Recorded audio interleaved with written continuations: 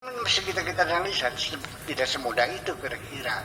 Nah ini yang kadang-kadang masalah ketauhidan itu kurang diamahayati, kurang dipelajari. Yang penting asal geruduk, asal ramai saja, bangun masjid bagus-bagus, berjamaah, azan panjang-panjang, kemudian cari tilawah Quran hari Jumat jam 10 pagi sudah dinyalakan sampai jam 12 sehingga orang tetangga sekitar merasa gelisah semua, seperti itu. Dan sebenarnya syiar Islam. Itulah jadi kita habis waktu dengan seremoni jelek juga tidak, saya tetap mengatakan baik, tetapi ada yang tertinggal, ini yang lebih utama ditinggalkan. Itu seperti itu. Kemudian yang kedua, bagaimana caranya kita mengenal Tuhan? Saya tidak menganjurkan untuk bertorekot, dan saya tidak punya torekot. Saya torekatnya torekat Muhammadiyah aja deh. ya udah torekat, karena saya khawatir, karena dalam torekat itu juga berpotensi ada kultus individu, di mana seorang mursyid itu, seorang murid itu pantang tidak boleh menatap wajah mursyid. Bahkan kalau berdoa juga, beristighosah sesuai dengan ajarannya, itu harus membayangkan wajah mursyidnya. Yang jadi masalah, kalau mursyidnya ganteng seperti saya kan enak, nyaman. Kalau mursyidnya jelek, wajahnya kayak Pak Afkar gimana? Guyon. Ini gurauan ya, jangan dikira beneran ya. Seperti itu.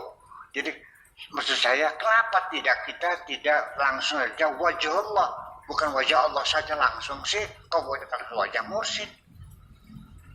Dan saya masih berkeyakinan bahwa maupun mursyid maupun wali tetap masih berpotensi melakukan maksiat.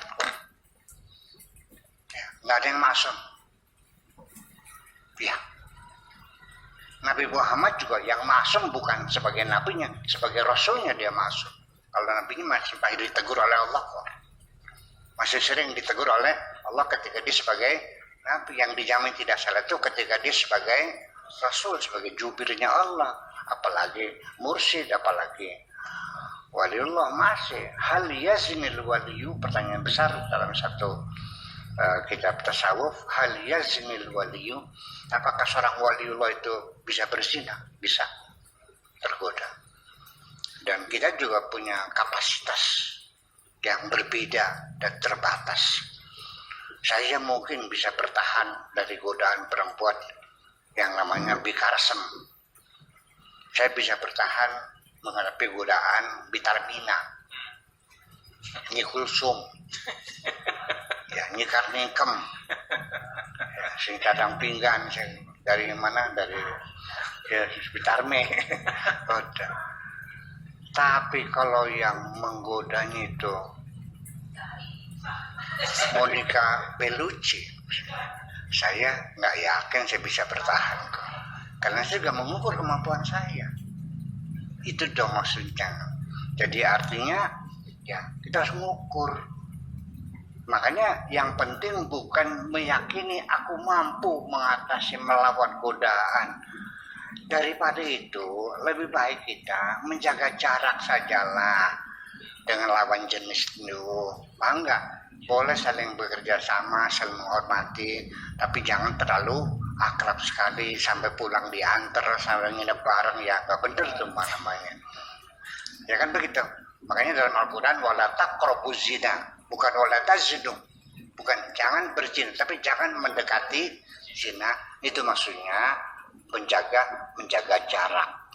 Jadi memang walau bagaimanapun ya, saya tidak mengajarkan suatu tarekat, dan saya juga bukan mursyid. Saya tidak pernah mengklaim mursyid. Anda aja yang ngaku mursyid.